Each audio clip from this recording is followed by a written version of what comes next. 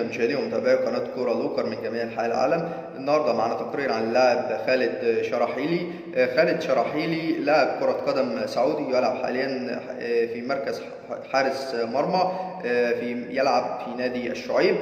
اسمه بالكامل خالد محمد شراحيلي. ولد 3 فبراير 1987، عمره 36 سنة، طوله متر 88 سنتي، وولد بالرياض بالسعودية. مركز اللاعب حارس مرمى، هو سعودي الجنسية، يلعب مع نادي الشعيب. مسيرته الشبابية مع نادي سدوس وسنة 2005، ومع نادي الهلال سنة 2005-2007.